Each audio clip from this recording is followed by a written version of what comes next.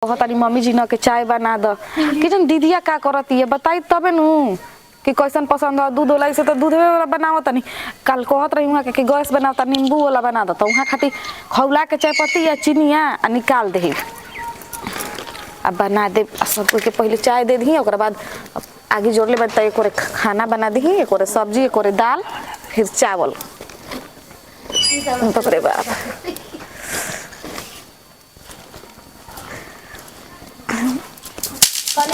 हाँ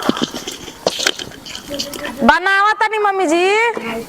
लगले बन जाई।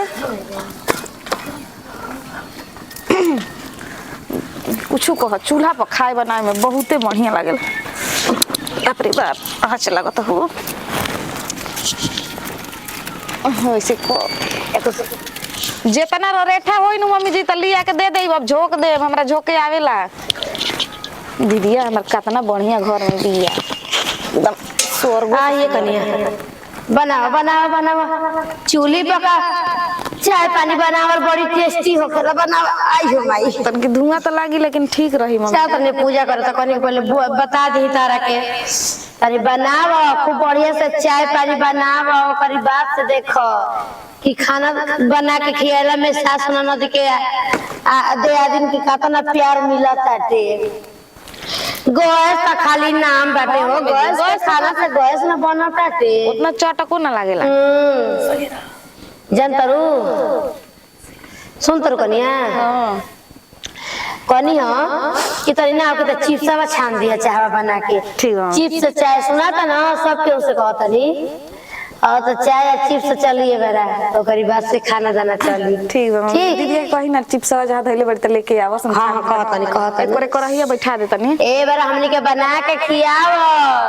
ताकि हमनियो के तनी जान जाई कि जाके तोरी हाथ में केतना काला बाटे तबे ना हाला कोई जाई। हां ठीक है मम्मी जी तो देखिए ली अब तो रोज अलग अलग प्रकार के बना के खियाई बात के मच्छरदानी लगैले रहलु हो राती में ना पंखा चलत रहते तब तो खूब खजुइले हो कबो मच्छर कटले होई त ना तो मच्छर ना काटते पंखा तेज चलत रहे। आ जाए हमर लइका रहल ना खजुइले यहाँ के अगरबत्ती बार देले रही मम्मी जी। तारा के राती में अगरबत्ती का देखावत रहला हो मच्छर इकुल मत कहे ना इकुल बात ना कहन तारा से पूछनी हम आई में उठ नहीं के जातो अब बांधिका मम्मी ना ना ना तुम दुगो अगरबत्ती धरा के बार बार के पूजा ना होखेला तो गुड़वा रंग देती गुड़ रंग के तब पूजा कर जाला सब सिंगार क के बनाई हो चाय जल्दी जल्दी कहतन चिप्स छाने के मम्मी जी चिप्स अब छाने के पड़ी। अब बाप रे बाप धुआं लाग गइल। ए दीदी ले आवर चिप्स बा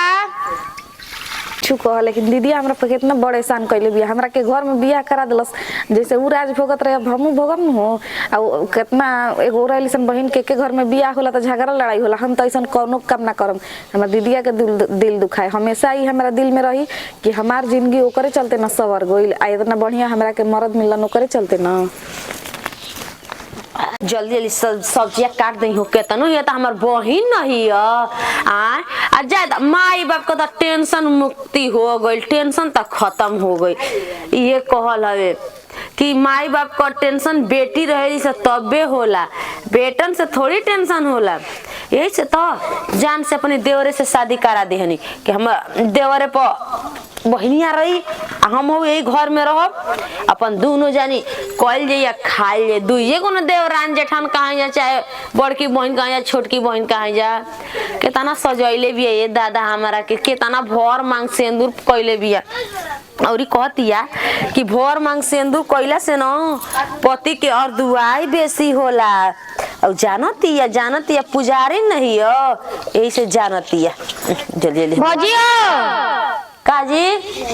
निजा का करते जावन तारू का गीत और यही नहीं सरू को ऐसन तोर भौजी त दूजिया के चांद बाड़ी रे छुट्टी भौजी ठीक कइलू अपन बहन के बियाह करा देली त जान जे तोहरो से निमन त माई पहिले ना करत रहनी आज देखी त बड़ाई होत ना मरी माई ऐसे डेरा कहनु कि दू गो नु एक घर में रहे त झगड़ा करी अबा के झगड़ा पगलाई नहीं कि देखत नहीं कि कितना झगड़ा करते सन आ बाकी तोहन जानी दोनों जानी नु समझदार बाजे ऐसे ना करे पगलाई बाकी हो बताई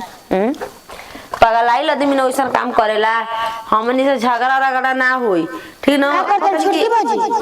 अबे नहाओ खा के हमके लाता कि चूल्हे के बैठल होई या नहीं तो कुछ करत होई। अब कहा कहीं तले सब्जी हम काट देतनी माई नहा के पूजा कर गई चाहती पूजा पाठ में मन लगावे के चाहिए। हम तो सोचता नहीं कि शिव चर्चा मम्मी जी करवाती कोई आंगना में तो कितना निक लागी थे दम में। ओए माई करे छोटका बेटा का हो जाए बियाह तुम करवाई। हम तो नाचो हम तो नाचो खूब शिव चर्चा हो या खूब नाचो। एक सब्जी बना दू का बनाई हुई तो पूछो तनी जी रूकी बना दे सब्जी है सब्जी ठीक लगेला। एक सब्जी हमरा ना निक लागेला पंछुछुर लागेला। एक तब का सब्जी हमरा निक लागेला कटहरे वटहरे एकर सब्जी ना निक लागेला ऐसा ना निक लागेला ना एकर भुजिया निक लागेला खूब सुंदर से बना दो एकदम हल्दी तनी सुन नमक डाल के चूर चूर बहुत निक लागेला। बबुआ कनी समय आला के पैसा दिया दे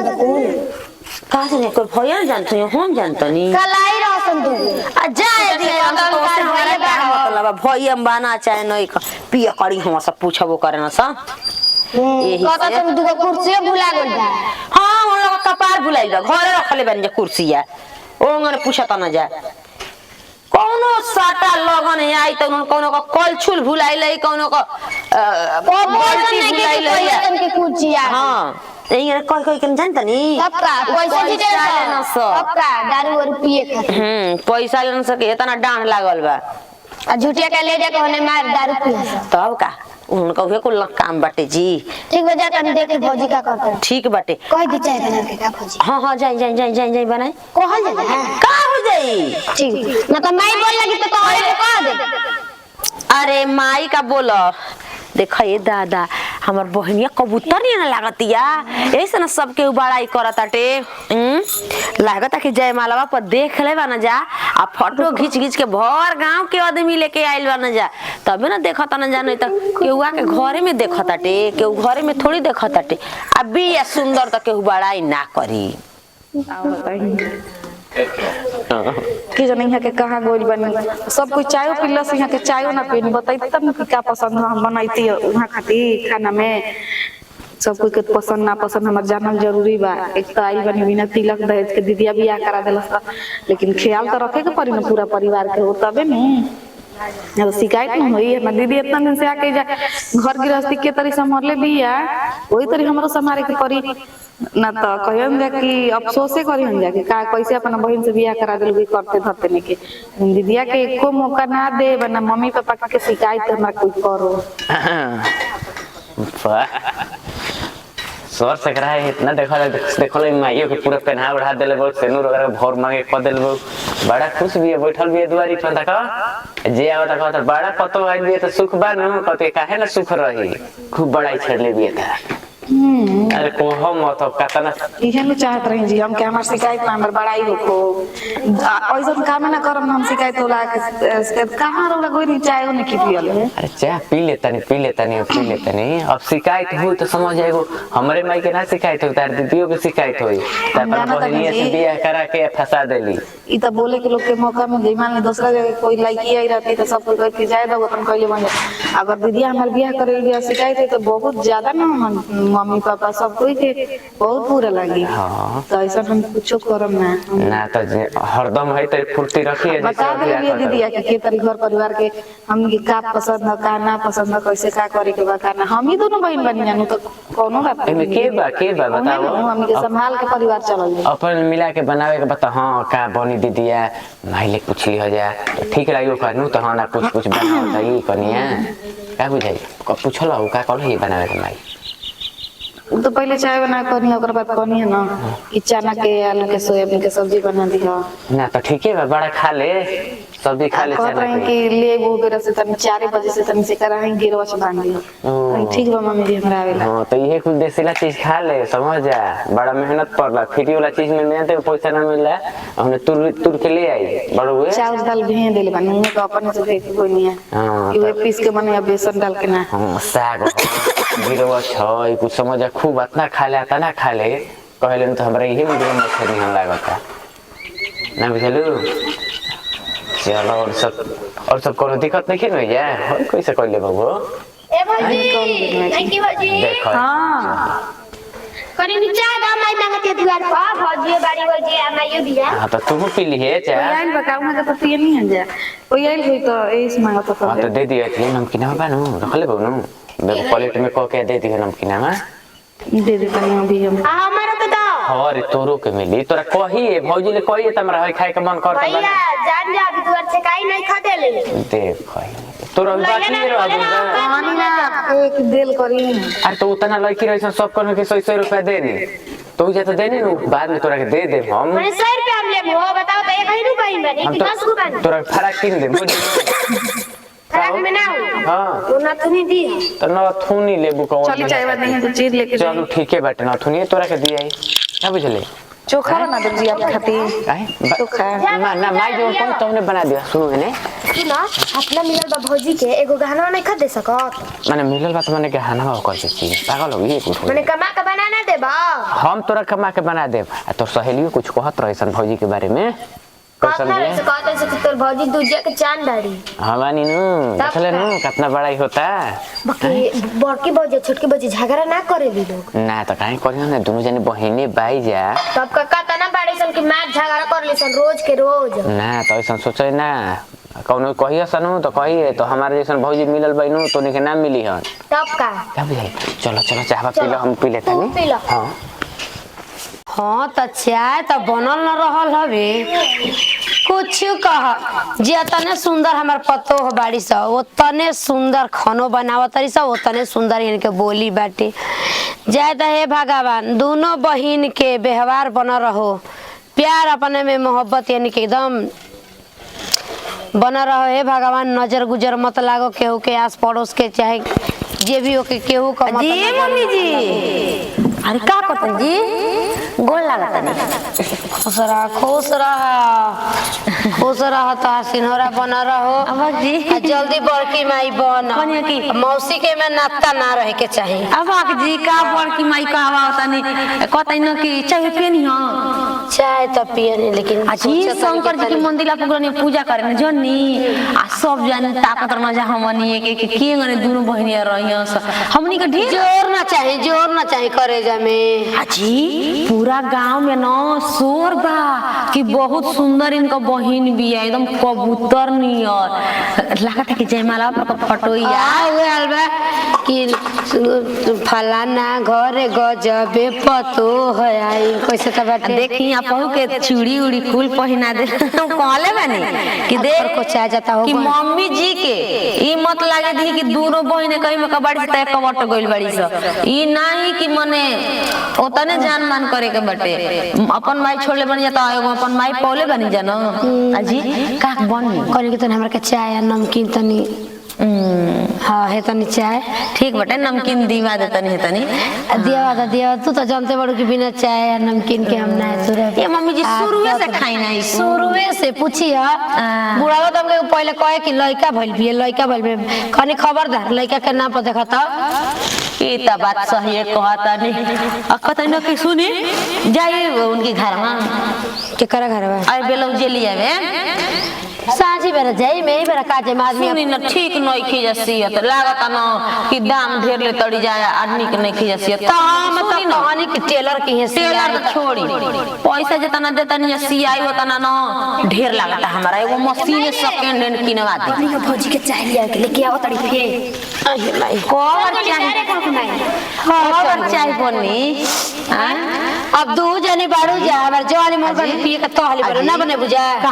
अजी बुझिए जी को क्रीम उरीम केन दे को लगाई तर भाव जाई नहीं कि लियल बड़ी अपन लगाओ करो आय अभी बच्चा भी अभी सब मंगल रही त नहीं खम दे जान जो कतने को फराक में होई रे अरे जा दे रे हीरा नियर पर दुआर भाव जाई पौले बड़ी सा गुरुकुली बता तो एक ही भाई बनी कि 1000 को बानी अरे का टेंशन नहीं लेवानी जे बिया होते छप्पर फाड़ के बिया न होई जी गांव होला देखते चूड़ी देख चूड़ी देख ले अपने पहने के चाहे 20 साल कौन तो 20 साल बना के लेके वो बिल्कुल मुझे हमेशा हंसत रहे के बाटे हमेशा ठीक ना दीदी जी कह ए जब बहिन ना रही नैहर जे जा त बहिनिया जाए दीदी जे इंगने बोलले बन ओ इंगने मन करेला कि बोलते भौजी रह जा दोनों जन त एके घर के बाई जाता करे माई दोनों जन एके संग चल जे रे तू पिए को लेके तू पिए था करे में और दोनों जन एके संग चल जे अपन वो के ना की कोई नहीं मला था कि कैसा लगा था ठीक लगा था बहुत ही मन परिवार एक साथ आ रहे हमारे हमारा बताओ तोर चाचा कहत ना कि काहे राकेश बो गौने उतरल बाड़ू का मका जानिया जाके गौने ही उतरल बानी हां तो ऐसे से मार दे तड़ी या तुम चल जाता है सुना घूमने खातिर अब हमारा के हाई कुल निकाल के रख दे है हमारे पास ना पे नहीं दो पहले रही केवन की जाए तनी घर जोते घर में रहो लिपस्टिक लगावल जरूर रहा अपन जैसे से रुकैले बैठ जैसे तो हमरो के कह देले बाड़ी उ सब चिया हाय ब्रो बनवा दी हम भी लेटे से छीन ले हां छी ओ बा तोरो है बनाइए देख लो कुल खड़ा कुछ कहो बहुत हम खुश बानी बहुत खुश भगवान बरौनी खाना कर दियो ठीक ना भाइयों के बारे में रुसम ना बता अपना जियते भर में बियाह शादी कह दिन हम नियावा रह गई बलाई तो चल त गए और बियाह दूल्हा देखा जाए हो नैयर में पता लगा बने हो खातिर अभी अब जी का कहता नहीं कमरे कम भोला करे हुए हाल बा चाहे ना कि हम पढ़ तू ना मार पढ़ के ये भी ये कहले बारू ना अच्छा छोड़िए ना पियो नाम ना पियो अरे सब तुमनी के करी है हां कितना सुंदर लागत तनी फोटो खींच रे बाबू छोटका फोटो खींच अरे वो काम फोटो खींच नहीं के सब खींच के डीपी लगा दे कि इनकर माई इनकर भौजाई बही जान जा देख अरे अपनो आई हेमली फोटो कहाला अच्छा एकदम से ना कनिया मुहावा के रखल जाए मुहावा के रखल जाए सूरतिया रोज सपना में आवे सूरतिया रोज सपना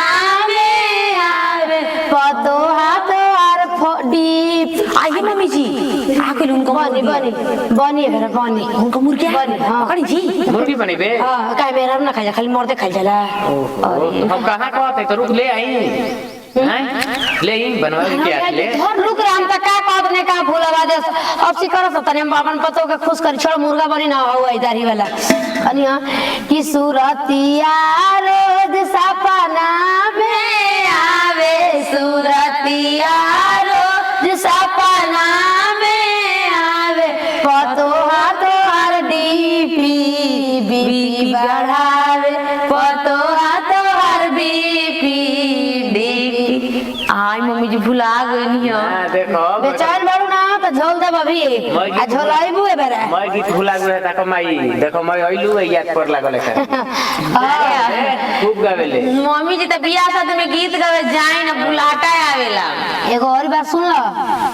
ए दिन फिल्म देखत रही वो बुढ़िया बियाह कलस अपन बेटा के पतो उतरला पतो आइल तो खूब नाचत रहे कि